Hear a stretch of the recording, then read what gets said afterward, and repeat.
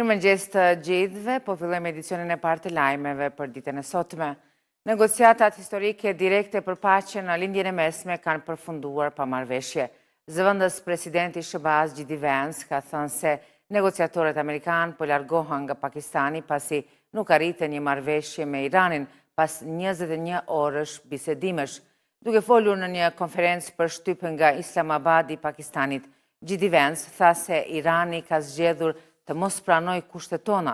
Zëvendës presidenti tha se bisedimet me zyrtarët iranianë zgjatën 21 orë, duke i përshkruar si diskutime thelbësore, por shtoi se SHBA-ja nuk ishte e gatshme të bënte kompromis mbi vijat e kuqe të saj.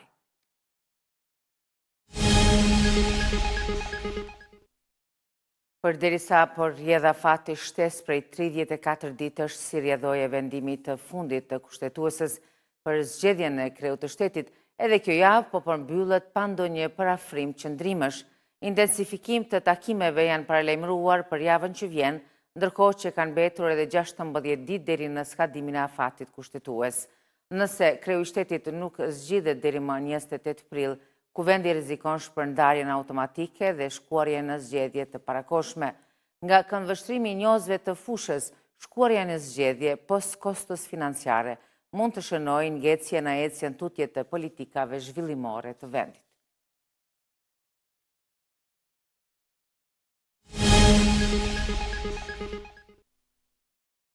Agjencia e Statistikave të Kosovës ka publikuar indeksin e harmonizuar të çmimeve të konsumit për muajin mars 2026. Aty thuhet se çmimet e konsumit kanë pasur një rritje prej 6.7% për një vit dhe 1.5% për një muaj. Sipas publikimit të Agjencisë së Statistikave të Kosovës, indeksi tërësishëm i harmonizuar i çmimeve të konsumit është më i lartë në një mesatare prej 6.7% në muajin mars 2026, krahasuar me muajin mars 2025, kurse inflacioni mujor ishte 1.5% më i lartë në muajin mars 2026. Rritje më e madhe e çmimeve vrehet tek karburantët, perimet 3.7%, pemët 1.5% dhe mishi 0.3%, me një ndikim të përbashkët për 1.7% në indeksin e harmonizuar të çmimeve të konsumit. Ndrojmë temë. Policia e Kosovës ka njoftuar se mbrëm në rrugën Vllezrit Gërvalla në Ferizaj 2 persona janë përleshur fizikisht, si dhe ka pasur të shtëna me armë zjarri.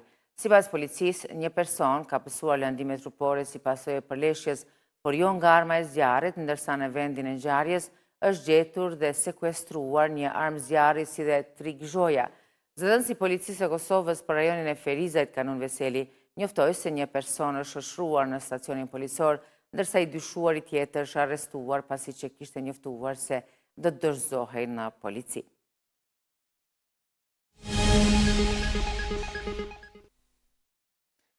Shkojmë tani për pak qaste në Shkodër, ku vizitorët i tërheqin ndërthurja e natyrës së paprekur me gjurmët e lashtësisë tonë kombëtare. Ura e Mesit është vetëm një nga dëshmitë e gjalla të trashëgimisë kulturore dhe historike të kësaj zone veriore. Ndjekim hollësitë që sjellin kolegët e televizionit shqiptar.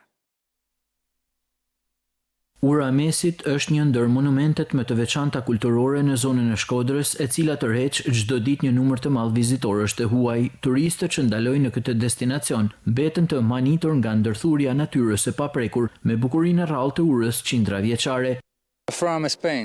Vi nga Spanja dhe për mua është hera e parë që e vizitoj Shqipërinë. Dua të them se po ndihem shumë i lumtur në vendin tuaj. Shkodra është vërtet një qytet shumë i bukur dhe vizita në Kalan e Rozafës është një përvojë fantastike. Pamja nga kalaja është e mrekullueshme dhe historia e saj e bën edhe më të veçantë. Po ashtu edhe Ura e Mesit, një monument tepër i veçantë. Shqiptarët njihen për mikpritjen e tyre, ndaj është shumë bukur që po na presin me dashamirësi, çdo gjë fantastike. From Malta. Njemi nga Malta dhe kjo është hera e dytë që vim. Këtë herë kemi vizituar si veriun ashtu edhe jugun. Kemi lëvizur shumë dhe na kanë pëlqyer pamjet, ushqimi dhe pothuajse çdo gjë këtu. E vetmja gjë që vum re është se rrugët kanë nevojë për pak përmirësim.